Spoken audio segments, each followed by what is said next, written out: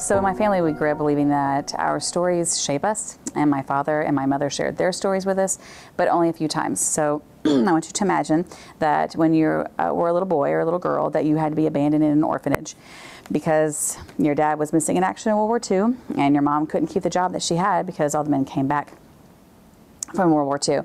And then she rescues you, but marries a really abusive man in order to do that. And then at 15, you're abandoned because she dies, and your stepfather packs up the entire house and then moves it to you don't even know where. And so you walk out into the snow and you find a room to rent, and then you manage to struggle through high school and make it and be really successful.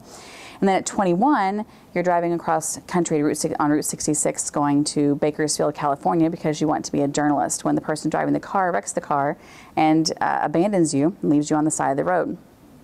And these are things that happened to my father, and they're only a few of the things, because he ended up here in Springfield, Missouri, and he met the love of his life, and he had 4 children, and he thought that we were the coolest things in the entire world, so that he could cheat at games and make us laugh and steal cookie dough right up from underneath your nose whenever you were 8 years old, making those cookies.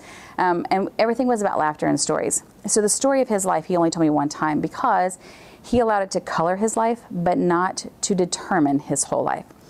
So when I was in school and I heard these stories, I used to get stressed out about grades and mean people and bullies and all the horrible, awful things that happen in your life that are just really annoying. And at some point in my life, I realized that those things don't matter, because you're always dealing with those. Whether you're in high school or you're in the workplace, there are always mean people, and there will always be bullies, and there will always be ugly, stressful things in your life.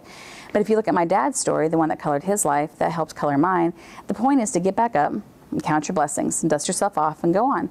So it didn't matter what happened in life, whether it was being an exchange student and arriving a week too late because you got the wrong date on your plane ticket and having to fight so that you could stay there, or getting your college degree, or dealing with people who don't always see things the way you do. Whatever it is, you pick yourself up and you do it with a smile, and you count your blessings, and you go on with your life. And that has been the best piece of advice that my father lived without giving me. He never directly told me that, he just lived it.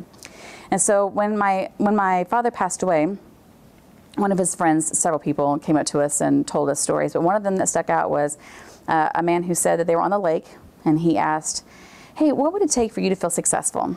And my dad's friend said, a bass boat and 3 huge houses and all this materialistic list of things that we would consider success. And he noticed that my father wasn't saying anything, and so he said, well, you know, what would it take for you to feel successful? And he said, I want my kids to be good people.